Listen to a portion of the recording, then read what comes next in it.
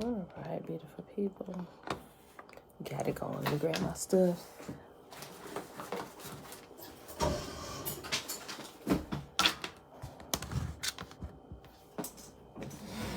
Okay.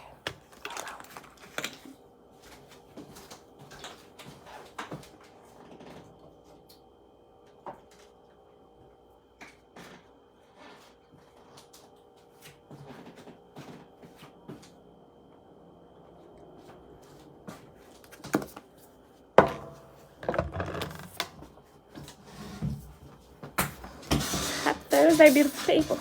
Happy Thursday, happy Thursday. Okay.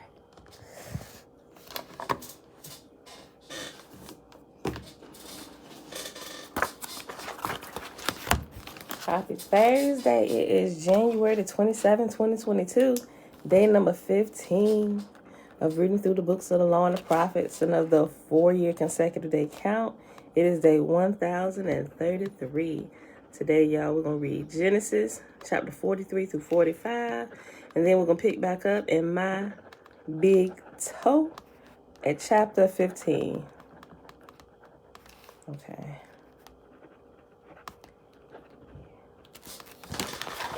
All right, beautiful people. Shalom, Joy, Mom, Lavon.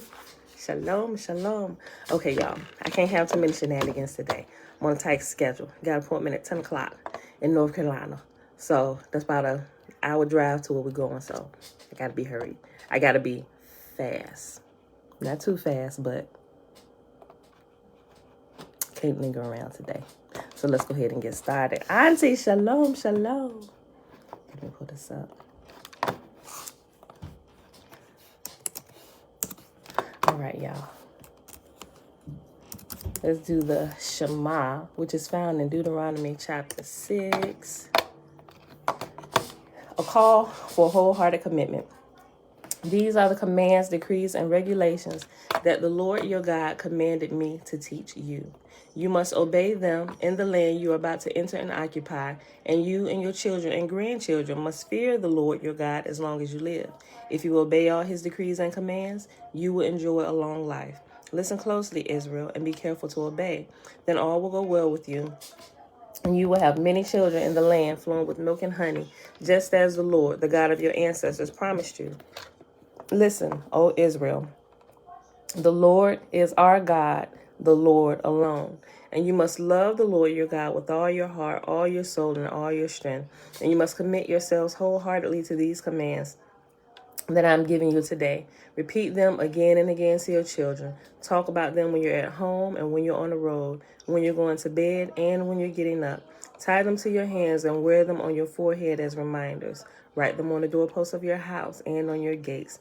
The Lord your God will soon bring you into the land he swore to give to you when he made a vow to your ancestors, Abraham, Isaac, and Jacob. It is a land with large, prosperous cities that you did not build. The houses will be richly stocked with goods you did not produce. You will draw water from cisterns you did not dig, and you will eat from vineyards and olive trees you did not plant. When you have eaten your fill in this land, be careful not to forget the Lord who rescued you from slavery in the land of Egypt. You must fear the Lord your God and serve him. When you take an oath, you must only use his name. You must not worship any of the gods of the neighboring nations, for the Lord your God who lives among you is a jealous God. His anger will flare up against you, and he will wipe you from the face of the earth. You must not test the Lord your God as you did when you complained at Massa. You must diligently obey the commands of the Lord your God, all the laws and decrees he has given you. Do what is right and good in the Lord's sight, and all will go well with you. Then you will enter and occupy the good land that the Lord swore to give to your ancestors. You will drive out all the enemies living in the land, just as the Lord said you would. In the future, your children will ask you, what is the meaning of these laws, decrees, and regulations that the Lord our God commanded us to obey?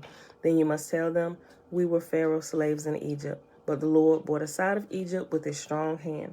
The Lord did miraculous signs and wonders before our eyes, dealing terrifying blows against Egypt and Pharaoh and all his people. He brought us out of Egypt so he could give us this land he had sworn to give to our ancestors. And the Lord our God commanded us to obey all these decrees and to fear him, so he can continue to bless us and preserve our lives as he has done to this day. For we will be counted as righteous when we obey all the commands the Lord our God has given us. All right, beautiful people. Ready? You ready? I'm ready too.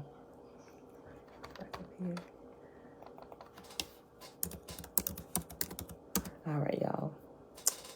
Have y'all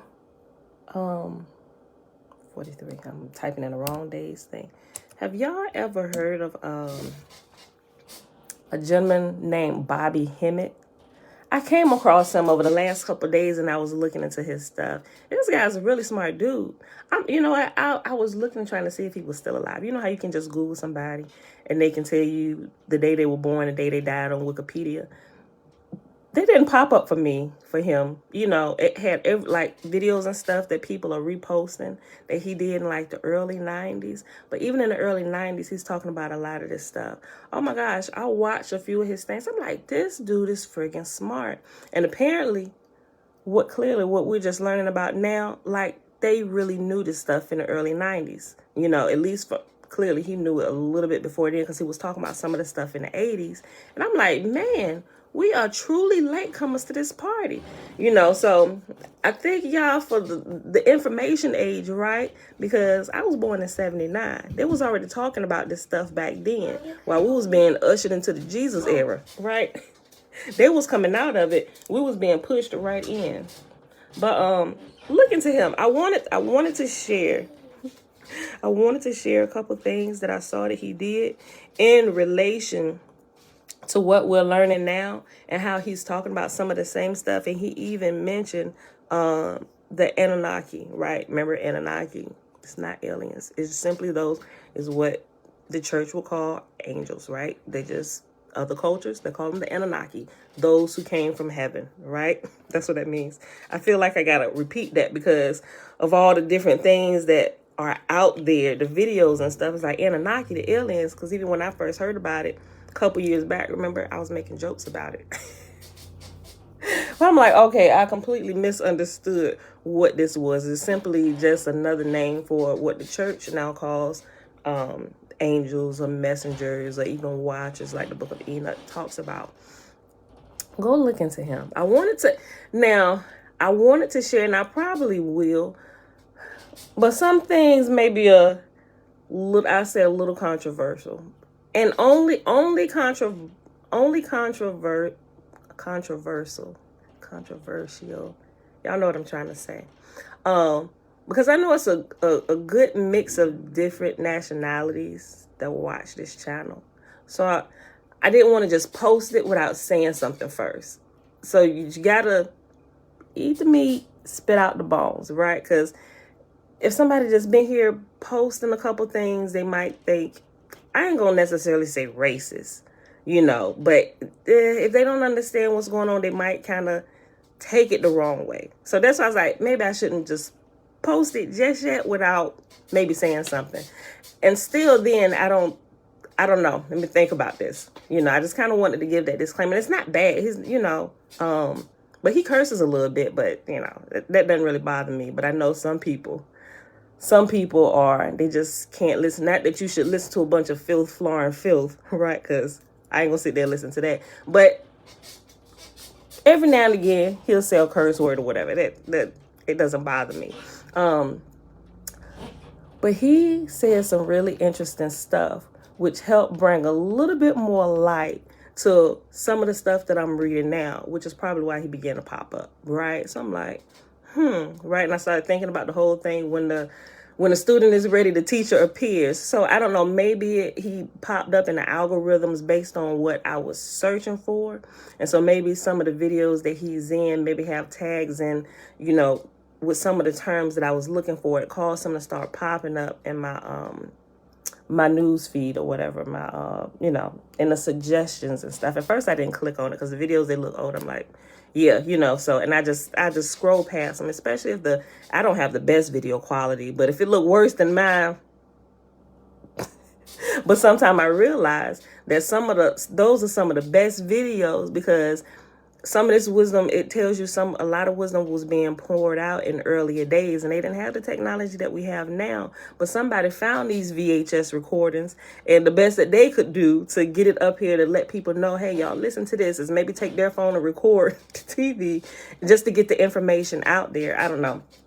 But I think I may make a post and still put like a little disclaimer in there in the community section today. Because he has longer teachings, but the channel that does his teachings is named JJ, right? So he doesn't put the whole teachings in his video. He'll take maybe like 3 to 10-minute clippings of something he said, and he'll just post those snippets. So I watched quite a few of those snippets yesterday, but also within his description box, he will have the original video where it was taken from.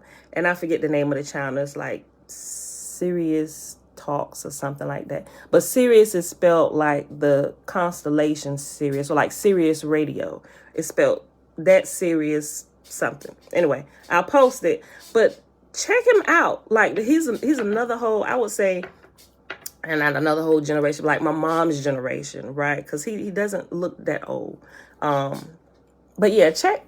I'm gonna share a couple things that I found to be pretty interesting about him. I just heard of him. I'm like, how come I've never heard of this guy before?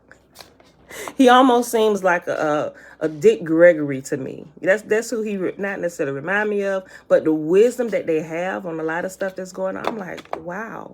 Like, these should be people that are being talked about. I mean, if they are, maybe I'm not in the right circle or something. I don't know. But anyway, let's go ahead and get started. Genesis chapter 43, but I shared it today in the community section. Okay. The brothers returned to Egypt, but the famine continued to ravage the land of Canaan. When the grain they bought from Egypt was almost gone, Jacob said to his sons, go back and buy us a little more food. But Judah said, the man was serious when he warned us. You won't see my face again unless your brother is with you. If you send Benjamin with us, we will go down and buy more food. But if you don't let Benjamin go, we won't go either. Remember, the man said, you won't see my face again unless your brother is with you. Why were you so cruel to me? Jacob moaned. Why did you tell him you had another brother? The man kept asking us questions about our family, they replied.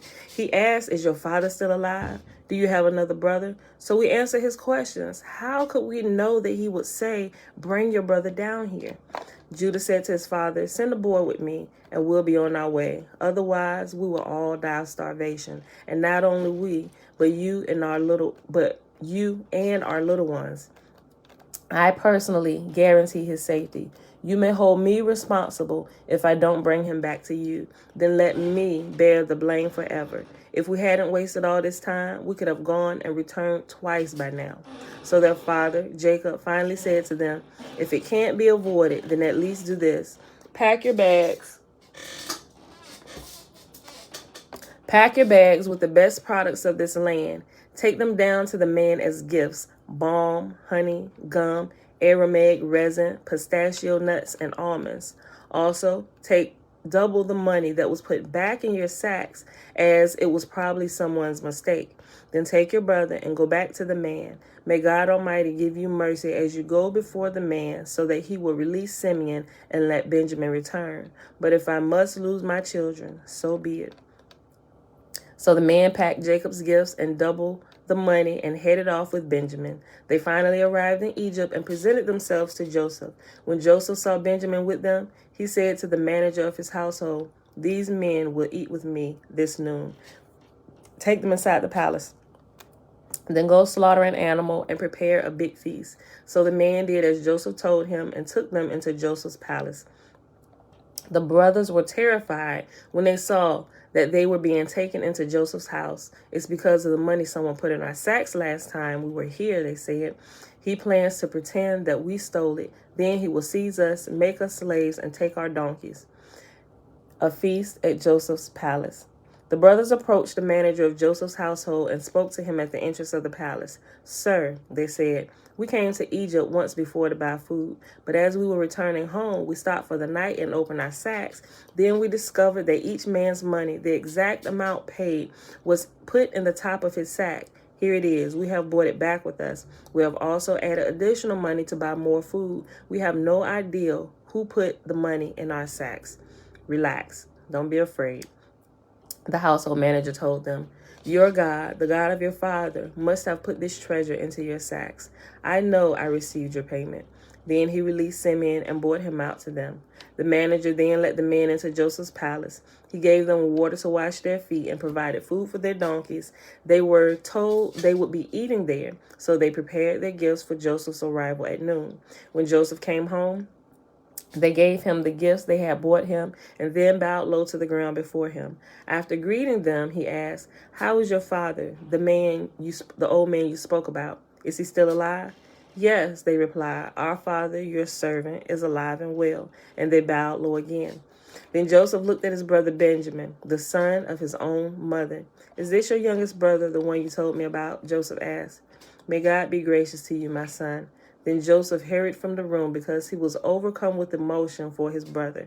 He went into a private room where he broke down and wept. After washing his face, he came back out, keeping himself under control. Then he ordered, "Bring out the food." The waiters served Joseph at his own table, and the brothers were served at a separate table. The Egyptians who ate with Joseph sat at their own table because Egyptians despise Hebrews and refused to eat with them. Joseph told each of his brothers where to sit, and to their amazement, he seated them according to age, from oldest to the youngest. And Joseph filled their plates with food from his own table, giving Benjamin 5 times as much as he gave the others. So they feasted and drank freely with him. Next chapter, Genesis chapter 44. Joseph's silver cup. Yahuwah is one. Shalom. Yes, may Yahuwah fill and guide us all. When his brothers were ready to leave, Joseph gave these instructions to his palace manager. "Fill each of their sacks with as much grain as they can carry, and put each man's money back into his sack. Then put my personal silver cup at the top of the youngest brother's sack, along with the money for his grain." So the manager did as Joseph instructed him. The brothers were up at dawn and were sent on their journey with their loaded donkeys. But when they had gone only a short distance and were barely out of the city, Joseph said to his palace manager, "Chase after them and stop them. When you catch up with them, ask them, 'Why have you repaid my kindness with such evil? Why have you stolen my master's silver cup, which he uses to predict the future? What a wicked thing you've done.'" Tiffany, hey girl, hey. When the palace manager caught up with the men, he spoke to them as he had been instructed. "What are you talking about?" The brothers responded, "We are your servants, and we would never do such a thing. Didn't we return the money we found in our sacks? We brought it back all the way from the land of Canaan. Why would we steal silver or gold from your master's house? If you find his cup with any one of us, let that man die, and all the rest of us, my lord, will be your slaves." "That's fair," the man replied, "but only the one who stole the cup will be my slave. The rest of you may go free." Then they all took their sacks from the back of their donkeys and opened them. The palace manager searched the brothers' sacks from the oldest to the youngest, and the cup was found in Benjamin's sack. When the brothers saw this, they tore their clothing in despair. Then they loaded their donkeys again and returned to the city. Joseph was still in his palace when Judah and his brothers arrived, and they fell to the ground before him. "What have you done?" Joseph demanded. "Don't you know that a man like me can predict the future?" Nobody ever really want to talk about how Joseph could read the stars, but I digress. Judah answered, "Oh, my Lord, what can we say to you? How can we explain this? How can we prove our innocence? God is punishing us for our sins, my Lord. We have all returned to be your slaves, all of us, not just my brother who had your cup in his sack." "No," Joseph said, "I would never do such a thing. Only the man who stole my cup will be my slave. The rest of you may go back to your father in peace." Judah speaks for his brothers. Then Judah stepped forward and said, "Please, my Lord, let your servant say just one word to you. Please, do not be angry with me, even though you are as powerful as Pharaoh himself. My Lord, previously you asked us, your servants, 'Do you have a father or a brother?' And we responded, 'Yes, my Lord, we have a father who is an old man, and his youngest son is a child of his old age. His full brother is dead, and he alone is left of his mother's children. And his father loves him very much. And you said to us, bring him here so I can see him with my own eyes. But we said to you, my Lord, the boy cannot leave his father, for his father would die. But you told us, unless your youngest brother comes with you, you will never see my face again. So we returned to your servant, our father, and told him what you had said. Later, when he said, go back again and buy us more food, we replied, we cannot go unless our youngest brother go with us. We'll never get to see the man's face unless our youngest brother is with us. Then my father said to us, as you know, my wife had 2 sons, and one of them went away and never returned. Doubtless he was torn to pieces by some wild animal. I've never seen him since. Now, if you take his brother away from me, and any harm comes to him, you will send this grieving, white-haired man to his grave. And now, my Lord, I cannot go back to my father without the boy. Our father's life is bound up in the boy's life. If he sees that the boy is not with us, our father will die. We, your servants, will indeed be responsible for sending that grieving white-haired man to his grave.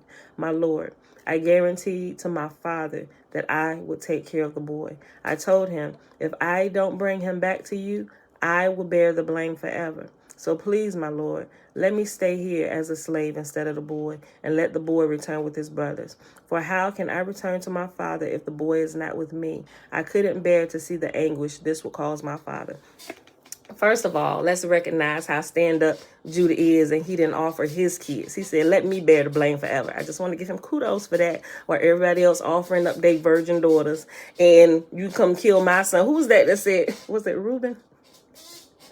I forget. Reuben said, look, you can kill my 2 sons if, I'm just like, bruh, what are y'all doing, right? Okay, so I just want to give Judah props for that.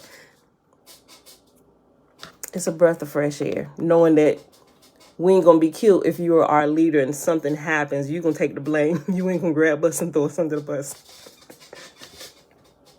Last chapter for the day, y'all.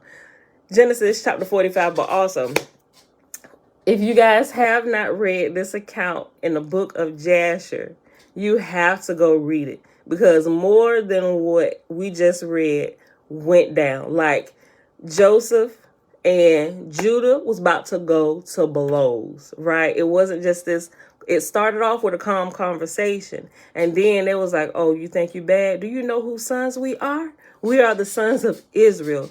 Jacob's name, his name was Jacob by birth. Clip. We know that wasn't his name, but according to what we read in the Bible, we just going to use these stage names that they've given everybody. And so what they started flexing their muscles and showing what they could actually do. And then Joseph's 2 sons, Ephraim and Manasseh, when they realized how fast these boys were, how strong they were, they picked up a boulder that weighed 75 pounds with one hand. Mind you, you got to go read some of this other stuff. Now, you'll be like, these are not ordinary human traits. Like, all of those things that are not so human have not been canonized. But when you go looking, you got to start asking some questions. Now, I can barely pick up a 10-pound dumbbell. You mean to tell me these boys was picking up 75-pound boulders with one hand, tossing them up in the air, grabbing them, putting them between their thighs and crushing them to powder. Powder. Anybody know of any humans on the earth that could at least match that? Can they match that? Okay. Anybody, we need to start asking some questions. Okay, exactly how is your DNA structured? Because we don't see too many of you in the rest of our human race. Well, they look human. Like, nobody, we need to start asking some questions. Then all of these things will begin to make a little bit more sense, right? They removed all of the miraculous stuff.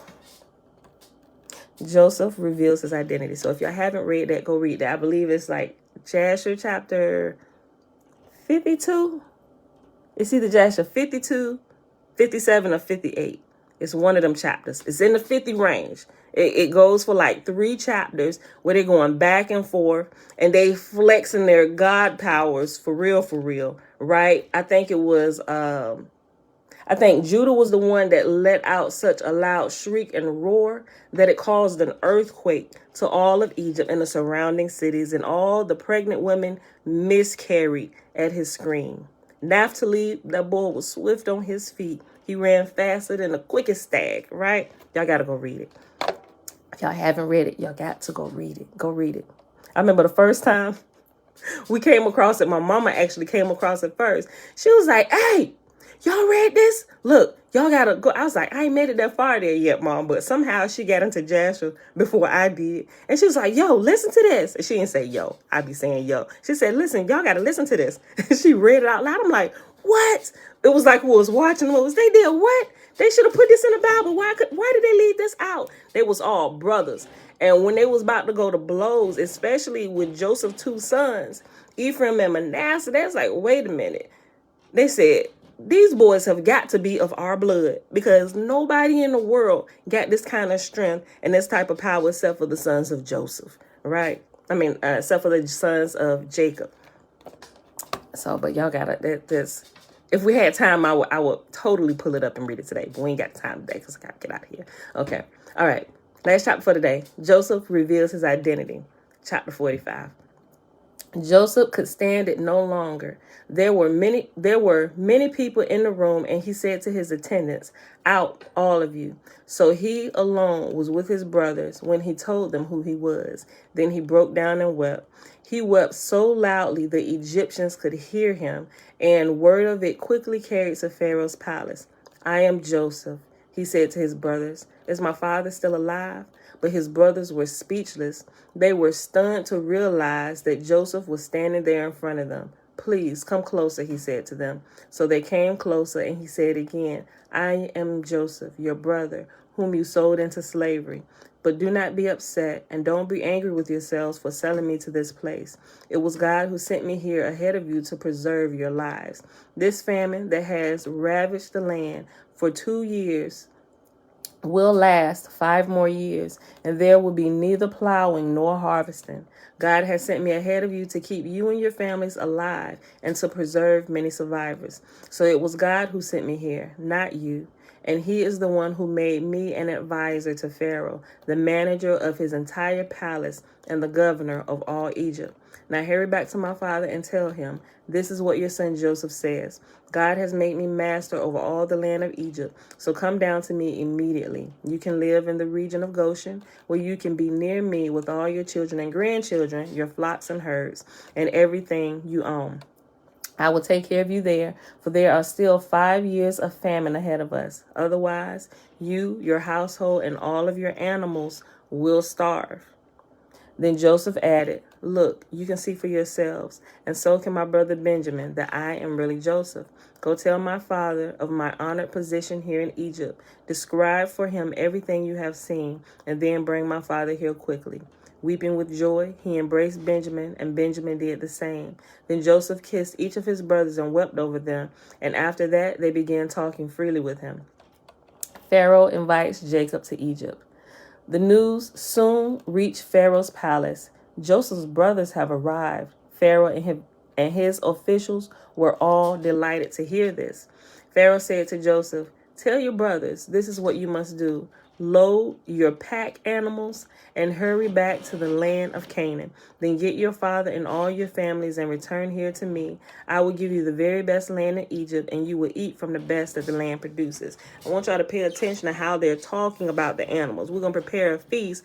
Remember, he said, listen, it's going to be 5 more years of famine. We already in the thick of it. We already past 2. It's going to be 5 more years. Y'all don't come here. You, your family, and your animals are going to starve to death, right? If they were really eating animals like that, they would have just eaten the animals. But they were getting food for them and food for their animals too. They were not eating their animals. Listen. The news soon reached Pharaoh's palace. Joseph's brothers have arrived. Pharaoh and his officials were all delighted to hear this. Pharaoh said to Joseph, tell your brothers, this is what you must do. Load your pack animals that are meat for you, that are useful to you. Load your pack animals and hurry back to the land of Canaan. Then get your father and all of your families and return here to me. I will give you the very best land in Egypt, and you will eat from the best that the land produces. And then Pharaoh said to Joseph, tell your brothers, take wagons from the land of Egypt to carry your little children and your wives, and bring your father here. Don't worry about your personal belongings, for the best of all the land of Egypt is yours." So the sons of Jacob did as they were told. Joseph provided them with wagons as Pharaoh had commanded, and he gave them supplies for their journey.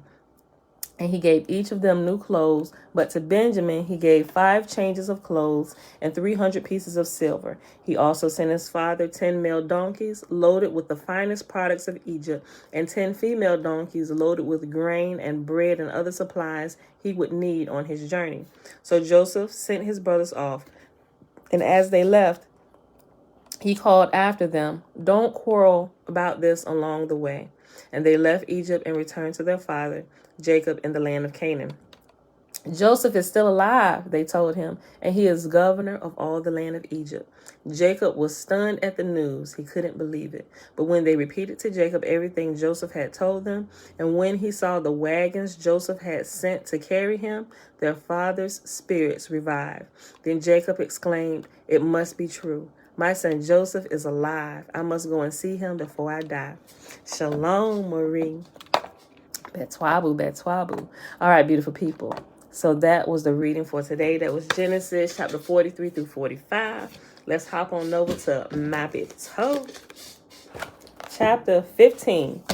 What time is it? I can probably read 15 and 16, and then we'll pause because section 2 begins. And section 2 is Mysticism Demystified, the Foundations of Reality. Y'all, and this is so amazing how the stuff that we're learning, at least as I start bringing out, you're going to see. Let me just read it. All of this that we're reading and learning is really going together from this book. How we're learning about our big toe, or our big theory of everything, our outlook on life, right? How we perceive things and understand things. Our big toe, our personal big toes, your personal big toe, your big toe, your big toe, your big toe, my big toe. All of our big toes are growing, right? And so our outlook, our oh, okay, I'm sorry, that was a government email. All of our outlook and understanding on everything is growing, which helps us to take in new information. Well, it's information new to us, but clearly this is not new to a lot of other people that been teaching it for a few decades now, right? So our big toe is growing, and our understanding of spiritual matters is being rounded out. We're coming out of that spooky spiritual type phase, and we're beginning to understand that everything ain't the devil. We're really learning how these bodies operate. So I think this book is a really, really great help to help break down some of those spooky barriers that's been put up by well-meaning people in the past, right? They was well-meaning, but they was real ignorant. Linda, morning. Shayla, Betwabu. Joseph and his father were the weepers. Yeah, look, I felt my emotions getting all riled up while I was reading about this when Joseph was like, "I'm your brother Joseph," you know. Okay, chapter 15. With a little bit of help from my friends, how's your love life? That's the name of the chapter. With a little bit of help from my friends, how's your love life? Okay. I always knew growing up that there were non-physical entities available to help me. Clearly, we know that. We talk about this, right? They're clearly, he called them non-physical entities. We call them maybe angels, messengers. Some people call them their ancestors. But we know it's the other realm, the spiritual realm, that we can't readily see with our physical eyes, just normal every day. Everybody clearly knows that, right? We got to talk about it. I always knew growing up that there were non-physical entities available to help me. They looked after me, and I knew it. There were non-physical friends who were older and wiser and knew what was coming. I think that many people have this sense of having helpers. Some people even call them their spirit guides, although that's this new agey type thing I don't necessarily use just because of the way it make people feel. Spirit guides. Don't go in no church talking about you got spirit guides. My G, you got spirit guides too. You just call them something different. You call them angels. So how is you different from me? But I just chosen not to use that particular term because they even still kind of make me feel some type of way deep down in my sha-na-na. Okay, let me stop. We gotta hurry up. I have to hurry up. I always knew growing up that there were non-physical entities available to help me. They looked after me, and I knew it. They were non-physical friends who were older and wiser and knew what was coming. I think that many people have this sense of having helpers, whether you interpret it as a religious manifestation, God or guardian angels perhaps, or simply let it exist unnamed within your imagination, seems primarily to be a function of your cultural belief system and your temperament. Right? You can call them whatever you want to call them. Depending on where you come from, you can call them something different. That's exactly what he just said. When in need, I intuitively sought out my guides and depended on them. When I did not need them, I forgot about them. Whether I was aware of them or not, they were always with me. They were at times my intuition, my luck, my counselor, my pals, and they made a special effort to keep me alive. Risk and daring had always been two of my favorite playmates and most steady companions. I was not an easy case. Several times in particular, these guides provided detailed information about my future. Both times were in response to questions of relationship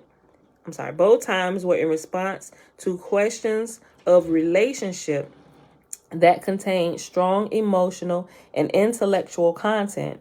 Once, at 14, while waiting for the school bus to take me home, I asked in frustration about the possibility of ever having a successful love life. Instead of being amused at my pathetic pubescent condition, they proceeded to lay out the relationship map of the rest of my life. Every significant relationship with pictures and detailed description followed in rapid succession. I repeated it over and over in my mind so that I would not easily forget it. To this day, I remember most of the conversation clearly. Accurate predictions were made that penetrated 20 years into the future. How could they do that? I don't know for sure. I must be an exceptionally predictable person. In particular, they predicted that the final lasting connection, significant other, would be with a woman who was now only 2 years old. 2? I blurted out. You've got to be kidding. I'm paired with some 2-year-old baby? Come on, guys. I can't wait that long. This must be a joke, right? It was no joke. At 14, this was not what I wanted to hear. That is so far away. How can you predict that? I asked. They did not answer. Do I know this baby? I asked. No, they said. She is not in this state. Great. I thought, a monk forever. There will be others before her, they said in consolation. Yeah, sure, but what's the point? They're not the one, I shot back in obvious disappointment. No, they will not be the one, but they are important and necessary, my guides replied with great patience. I heaved a sigh of resignation. They never kidded around and were, as far as I could tell, always right.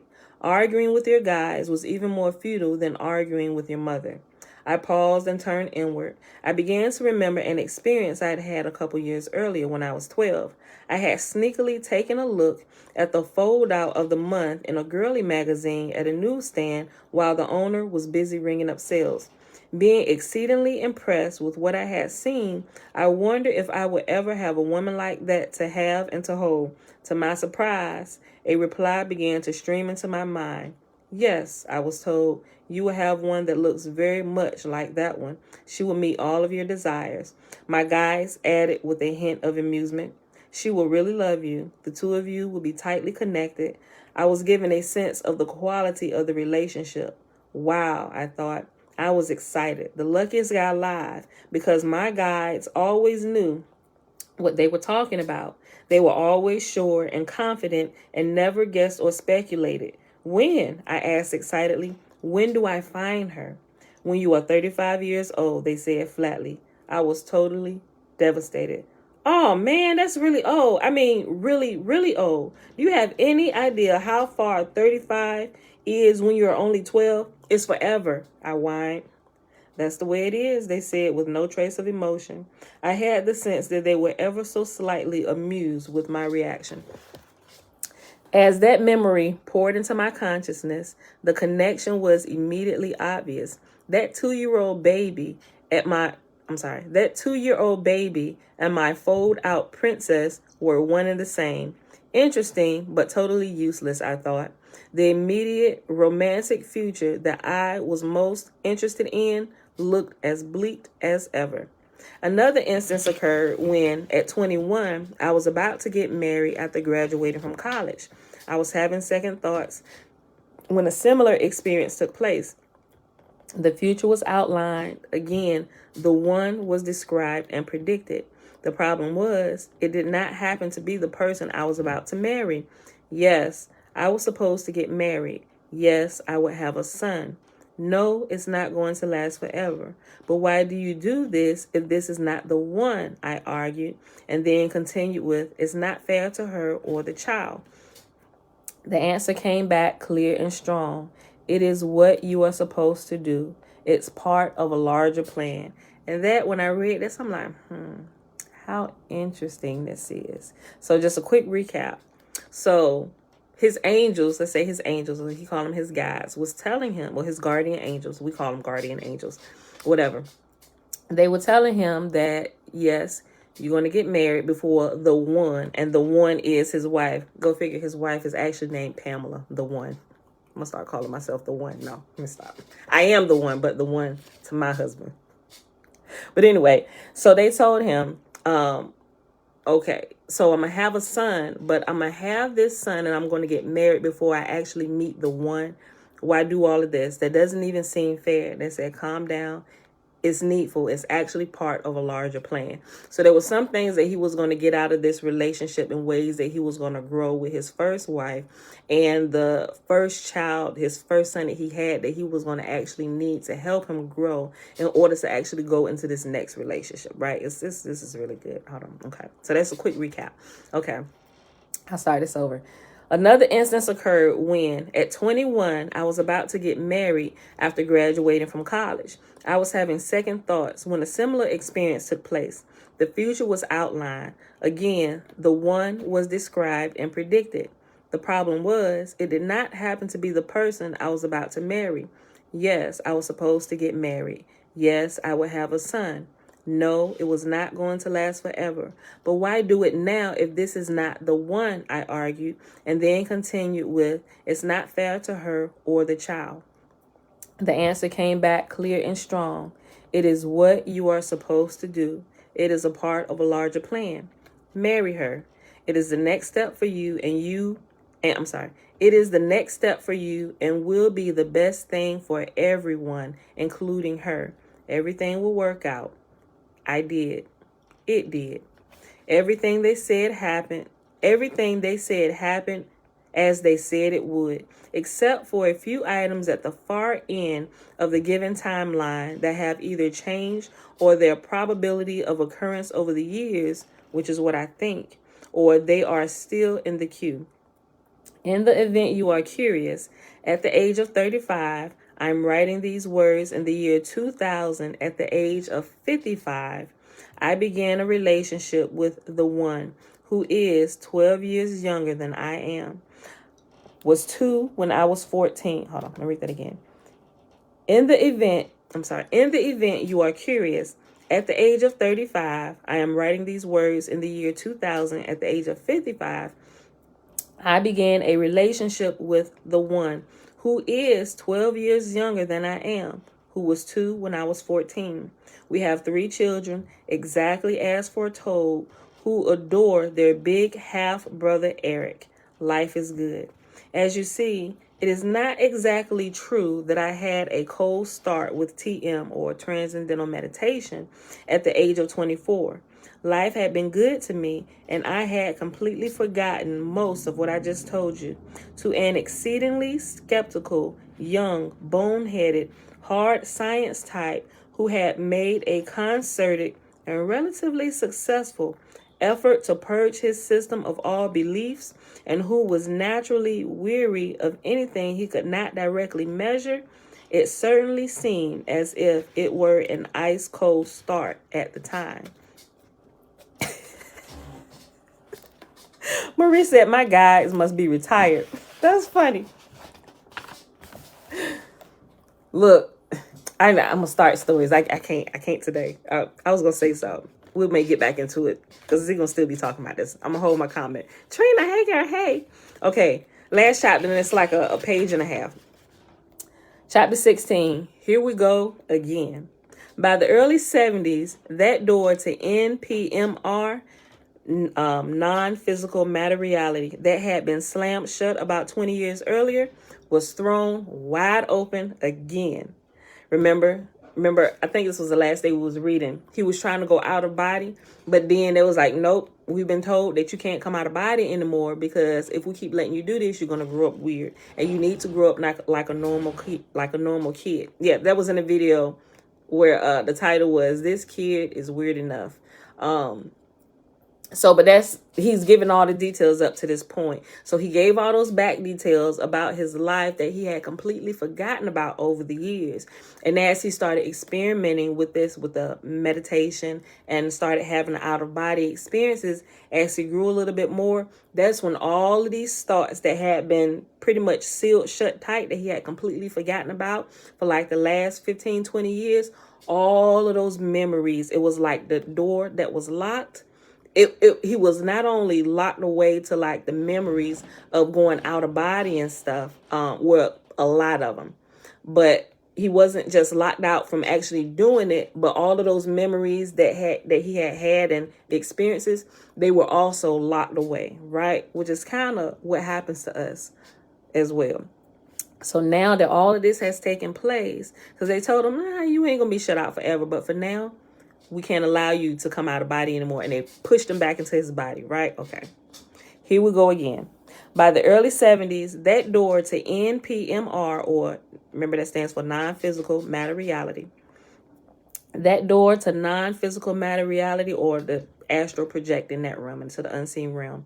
That realm that had been slammed shut 20 years earlier was thrown wide open again. I was back in MPMR with a mission to understand it all from a scientist's perspective this time.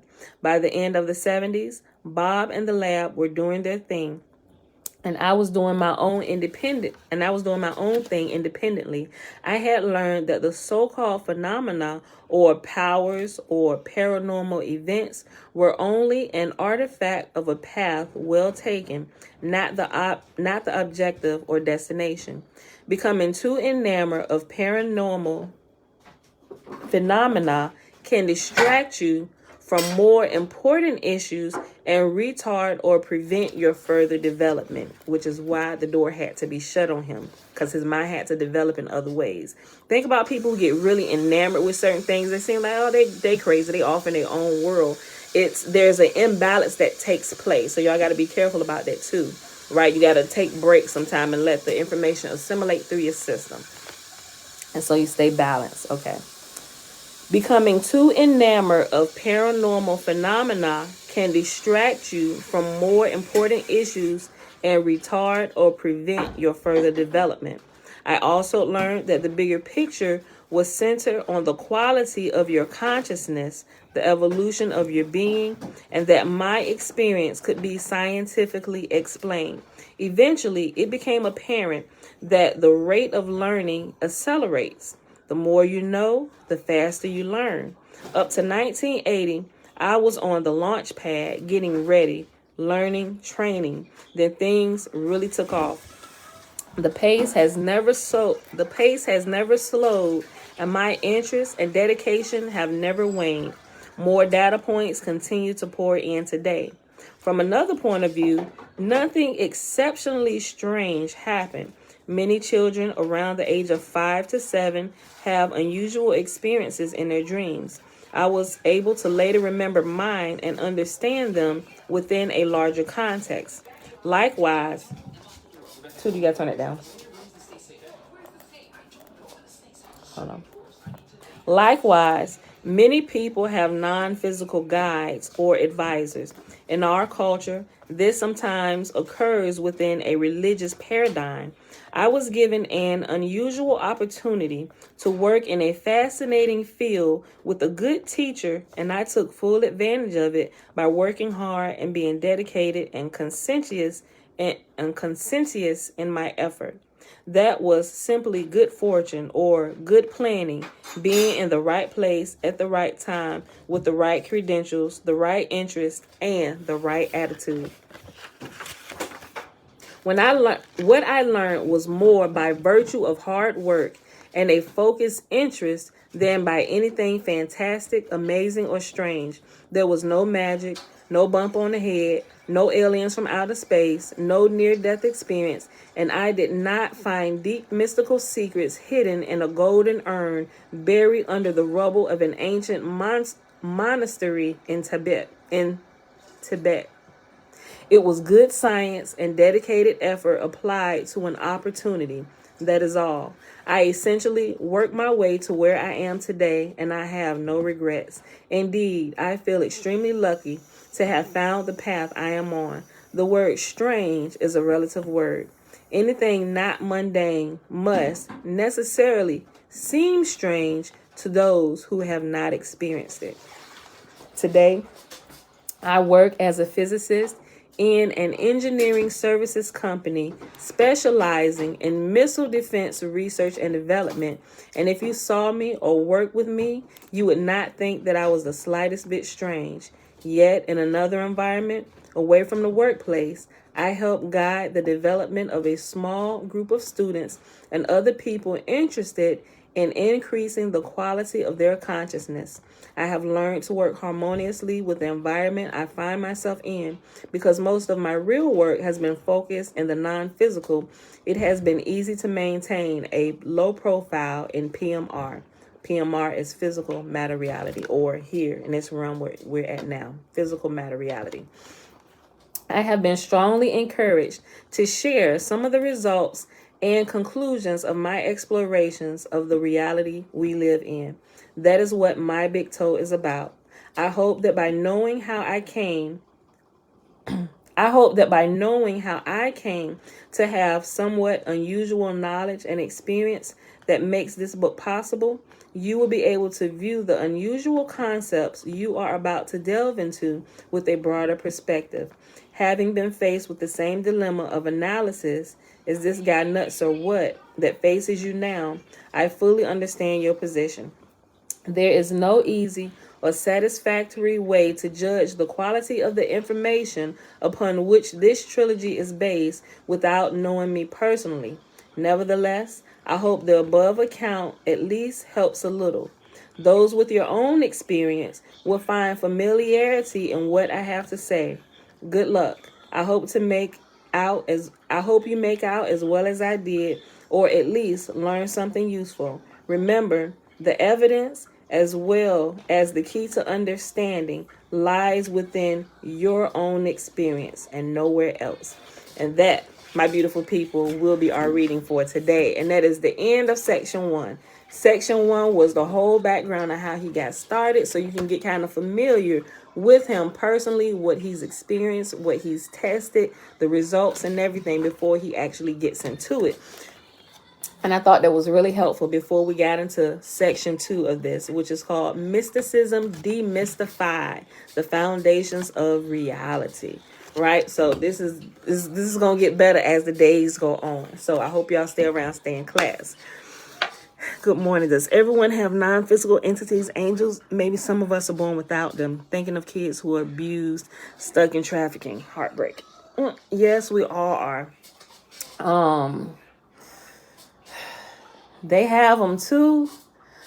See, here's the thing. I still don't quite understand why it happens this way. I don't think it necessarily has to happen a certain way. But it seemed like to me at certain times when you guys can intervene, you don't. Why not? Especially when a child is involved, right? Have y'all seen the new movie Eternals? It's kind of something like that, right? If you ever, it's a Marvel movie. You got to go watch the Eternals if you haven't watched it, right? So it's kind of like that same thing is like, this bad stuff is happening to humans, we should intervene, right? And then they began to have, a couple of them was like, we're going to go help them. We're going to intervene. And a couple of them actually did. But by them intervening, sometimes when they intervene, although it helps at this moment, it actually hurts in certain ways. It just depends on what the situations are, right? So I think the way I'm kind of at peace with the whole situation with stuff like that is because kind of something like he mentioned, right? Okay. So he said his guys or his angels revealed to him that, yeah, you're going to get married to the one. But right now, she's 2 years old and you're 14. But you will get married. So when he reached a point in his life where he was about to get married, and he asked them, the guys, yeah, marry her, but she's not the one. But why get married to her? And you already told me that I'm going to have a child by her. That doesn't seem fair to her or this child. She's not the one. If I know that we're going to get divorced down the line somewhere, and then I'm going to meet the one. That doesn't seem fair.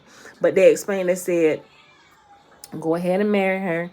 Everything is going to work out. It's part of a much bigger plan, right? So keeping in mind what he said. And then you also look at some people who have experienced not so nice situations, especially when they're young, things that were done against them that they themselves cannot fight back against, i.e. what you said, those kids who are being abused, right? Because their abusers are way bigger and much more stronger than them. And we'll see it not just with children, but we're actually seeing with adults, right? Other adults taking advantage of other adults because mentally they hold sway over them, and just, y'all get it, right? But some of them is tragic that they do end up passing away, or they go through life and it seems like everything it never works out quite right for them.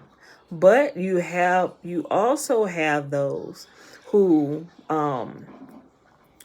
going through those situations, and they seem to find the strength from somewhere to turn what happened to them earlier in their life around for something good, to help other people who are in that situation. They become survivors of their situation. They don't sit there and, I don't want to say this in a way that sounds, I don't want to be disrespectful to anybody that's experienced things like that, but I haven't experienced things like that. There's nothing that I know I've been saved from at least 2 times where I know for certain in my early days I was about to be raped, right? Now, I thank y'all that my guys actually stepped in. And one of them, although I couldn't see him, and I mentioned to this before, the kid that came to cut our grass, he was 18 years old. Now, he saw something which stopped him cold in his tracks when he had me on the side of my parents' house in like this death grip hold, and I couldn't get away from him. And mind you, I was what? I had to be like 9 or 10 years old. Imagine a scrawny, and I was real skinny. I mean, I was skinny. My sister Alicia, she used to call me anorexic Pammy. Just to give you, I don't think I was that skinny, but I was a skinny little kid, right? And this guy, 18 years old, 18, they can be scrawny, but there's way more meat than what I had on my body, right? Now, I experienced whatever that was that he saw completely freeze him in his tracks where he was frozen solid. And I was able to get out of his hole. And as I ran away, he was still standing there like in a death grip. I'm not sure I don't know what happened to him, but he saw something. And I saw the look of terror in his eyes. I don't know who he saw because I didn't see none because I looked, but I knew he had let me go and he was frozen solid enough to where I could get away. And as I was running, I looked back, he was still standing there. So I'm not sure what he saw. So I think everybody has them. But there are times that they intervene and there are times that they don't intervene based on what their purpose is in life and why they came. Because some of those situations, like I said, some people were designed to be survivors to help other people get out of those type of situations. That's the best way I can explain that. But some, and it's sad to see, and I don't understand why, some of them do pass away. Some are never helped. I don't know. I really don't have answers for everything. I can really only tell you through my big toe, my theory of everything, and my own personal experiences and what I know and what I personally experienced. I'm glad there was an intervention for me. But as far as I understand, no, right now, MP, she said, glad there was an intervention for you. Curious, why not for others? Trying to find a biblical answer if there is one. I think I don't really know how to explain it. At times I'm lost for words myself. I know that there is a bigger picture. I'm not privy to the bigger picture, but apparently it all works out in the end. That I don't quite understand, because some things I feel like are really unfair, especially to those who can't help themselves, whether they're children or whether they may be adults with disabilities that can't fight back or can't speak for themselves. Like, my blood boils when I see people taking advantage of people. It doesn't matter if they're children, men, women, boys, girls, whether they're fine and they got all their capability to do everything, or whether they're deformed in some manner. I hate to see people take advantage of other people just because they can and because they have the power to. There's nothing that burns me up more than that. Nothing in life that burns me up more than that. But I just don't know. I just look at it like, I feel like it's unfortunate and it's sad. Maybe something could have been done, but maybe it is part of a bigger picture. Maybe, I don't know. I really don't. So, if somebody got the answers to that, share them with me. But that's how I look at it at the moment until I get more information. That's just, So, all right, beautiful people. So with that being said, let's go ahead and end this, because I got to get out of here. We got to roll. Got an appointment at 10 o'clock that we can't be late for. All right. So, Tiffany, I didn't see your question. Hold on. Ooh. Okay, Tiffany, look. Wasn't it Elijah who had a follower with that same perspective when he questioned Elijah why he didn't help him when the people were in distress? And then he explained how the situation wasn't what it appeared. Thank you, Tiffany. Yes, that was kind of like what I was saying. What was that at? I know exactly what you're talking about because we read it. Where did we read that from? It was in the Legends of the Jews, towards the back, that whole section about the prophet Elijah. I'm going to pull that up. I'm going to share that. It may not be right away, but I'm going to see if I can go right to it. I'm going to share that and the fight between Joseph and his brothers. But that's right. Thank you, Tiffany. That's really good. Yes. So just a quick recap. Essentially what he said, there was a guy that wanted to follow the prophet Elijah around. He said, okay, you can go with me as I go about my things. He said, but on one way that I let you do this. You can't question me about anything that I do. Nothing. Can't open your mouth. Don't say nothing to me. Don't ask me no questions why I do something or why I'm not doing something. He said, okay, Rabbi, okay, great teacher. I'm not going to ask you a thing. As the days went on, they encountered different people. And there was this older couple. Yeah, okay. So there was this rich guy they encountered, and there was this older couple. And let's talk about the rich guy first, real quick. Okay, so the rich guy, they were traveling through town. And as it was getting dark, so they needed a place to turn into for the night. And they came across this rich guy. He had this land and he had plenty of places to sleep. And, he was like, yeah, you can, you can sleep here. But the guy's attitude wasn't very welcoming. He didn't offer them anything extra. I got a place to sleep. Like, go on out there, sleep in the stall, whatever, and just kind of went about his day like, he wasn't very, like a guest. Oh, yeah, come in. What you need? I'm make sure. Let me go get some fresh sheets and stuff like that. Have you eaten? Okay, I'm going to go. He didn't have that type of hospitality towards Elijah and, his student that had come in. So, but what happened though, this guy had a hole. I think it was a hole in the wall. And because of his attitude, the student didn't think that Elijah should do anything for this man. He got more than enough money that he know what to do with, but he had one of his walls in his house was badly breaking down, and Elijah repaired it. Right. So, but the student didn't say anything to the prophet Elijah at this point. Okay, you do a nice deed. The man's house was falling apart. You decide to fix it for him. Elijah pretty much kind of like spoke to the wall, because the prophet Elijah he's like an ascended master, so to speak, right? And ascended masters, though, or something kind of like JC, he understands the elements and how to manipulate them. So he didn't bring tools and stuff. He pretty much just Like some people say he said a spell or incantation or something. No, I think it was the wall tree. And I thought it was the root, but I think it was the wall. But he just said a couple words, and the wall, the elements, it just literally repaired itself, right? The rabbi guy who's following him saw it. He was like, okay, he didn't say anything. He didn't question, although he wanted to. He didn't think the guy's attitude, and he could have just took his own money and repaired it. But he didn't say anything to Elijah. Next, they came across this older couple. It was a couple other things, but I think these two very specifically I want to talk about. They came across this older couple, husband and a wife, older in age, maybe like, I don't know how old, but they an elderly couple. But when it was another night, when they came across them the next night, they didn't have much, they had like a little shack, but they welcomed the prophet Elijah and his student in. They offered them their bedroom. Hey, we don't really have much. We got this little bit of food. Do you want it? Let us get this for you. Let's do this. But the only thing of value that they had was one cow, right? So they were very hospitable towards them. But the day that they left, Elijah let the cow that they had die, right? And so the rabbi, knowing clearly Elijah's an ascended master, all of heaven works for you, they listen to your prayers, everything. This couple is elderly. They don't have anything. That's the only thing of value that they had. Why would you let their cow die? Matter of fact, I know I said I wasn't going to ask you anything, but the rich guy house, he got more than enough money. He could have paid for his own home repairs, but you decide to say your little magical words and you fixed the whole house wall, fixed itself.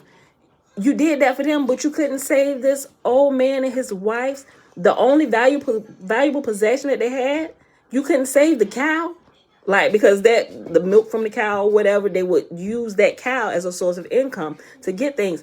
Why would you not save their cow? Why would you let their cow die? Mom, so Elijah was like, Mom, yes, babe. What's we going? We about to go where we said we was gonna go yesterday. What's we actually going? Go ask Dad. Where we going. going? I'll let you know in a minute, girl. We going our new house. We're not going to our new house. It's not technically ours yet, but we're going to look at it. All right, go get dressed, girl. Mom, Dad shut the door. Okay, well, Dad is getting dressed. All right, so why wouldn't you save the only thing of value that they had? Now they're going to probably go to their graves because they're not going to have anything left to help them bring any kind of money to feed them or anything. Elijah's like, didn't I tell you not to ask me no questions?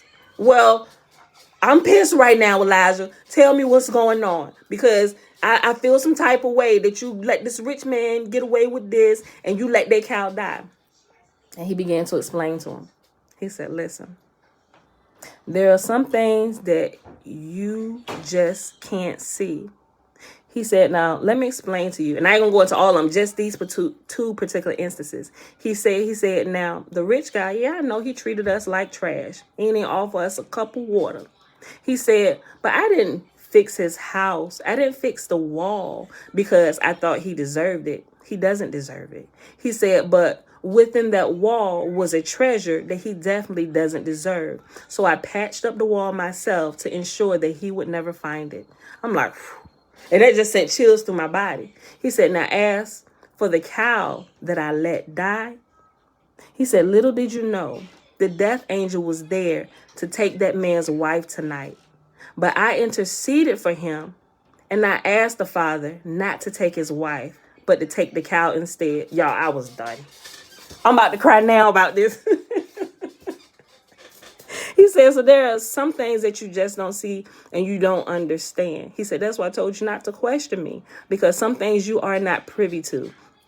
And so that's why I do the things that I do. And it seems unrighteous to you, but really it is the best thing, right? So that's why I say I don't really understand some things, but I do know that it's the best thing that could possibly happen, even though we don't understand it and it seems completely unrighteous to us, right? It's because, and it only seems that way because we have missing information. We have our understanding is incomplete, which is why we don't understand it. So that's how I kind of look at the children who are abused and stuck in trafficking and stuff. And like, why is something not being done? Or this could have been prevented, right? And the way things go, if it goes that way all the way to its end, The Creator sees all, right? He's not indifferent to the cries of the children, the men and the women, old and the young, that happen down here. He completely sees it all, right? But whatever happens that he allows to happen is obviously, from my understanding,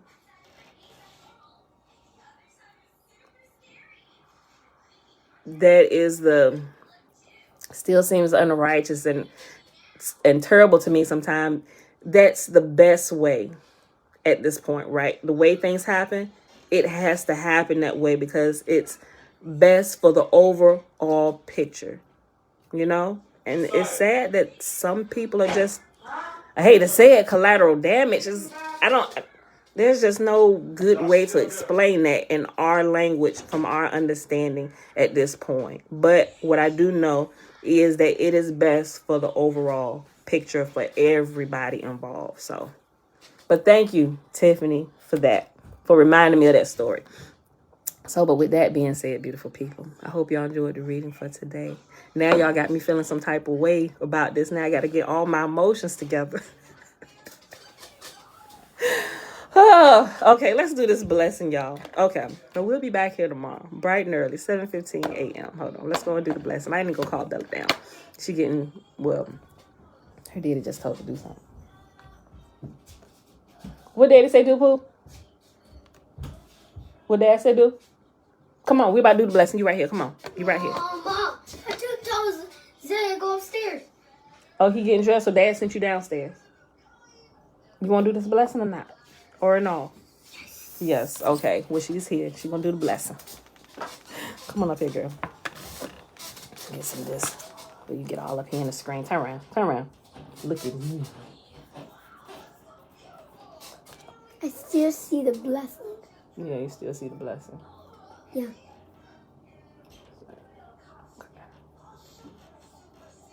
Oh, I look like a monster. You don't look like a monster. You look like a beautiful princess.